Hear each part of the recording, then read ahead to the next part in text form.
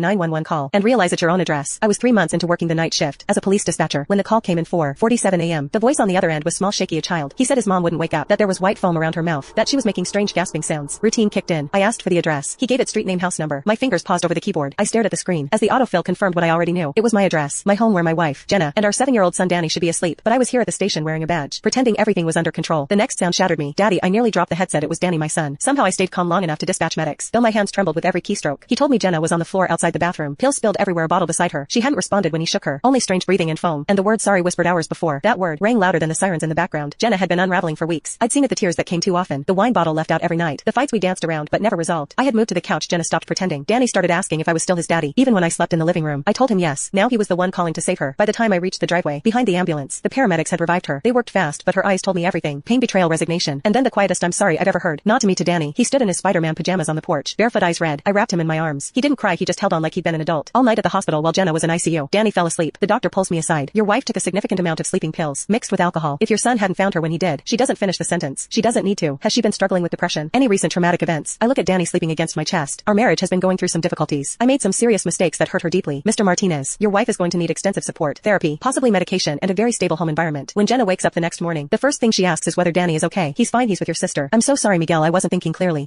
Everything felt so hopeless after what you did. That's when it comes. My affair with Detective Estio. 6 months of lies sneaking around, late night texts. Jenna had found out 3 weeks ago when she saw the messages on my phone. I'm the one who should be sorry, this is my fault. No, it's not. I made the choice to take those pills. I made the choice to leave our son to find me like that. But I know better. My betrayal, the lies, the way I'd been emotionally absent, even before the affair, it all pushed Jenna to the breaking point. I ended things with Detective Castillo. I put in for a transfer to day shift. Jenna nods but doesn't say anything. I want to fix our marriage, our family. I want to fix everything, Miguel. I don't know if we can go back to how things were. We don't have to go back, we can start over. Jenna didn't promise anything. She didn't have to. The fact that she was awake, that Danny hadn't lost his mother, that I hadn't lost them both, that was already more grace than I deserved. It takes 6 months of marriage counseling, individual therapy for both of us, and a lot of difficult conversations. I moved back into our bedroom after 4 months. We have good days and bad days, but Danny never asks about that night again. Kids are resilient, but they remember everything. One night, weeks later, Danny climbed into bed beside Jenna and fell asleep between us. Her hand brushed his hair. She didn't look at me, but she didn't pull away either. And for the first time in months, the house felt quiet. I stayed awake that night, watching both of them breathe, like a promise I didn't deserve, but was grateful to still have. Thank you for watching.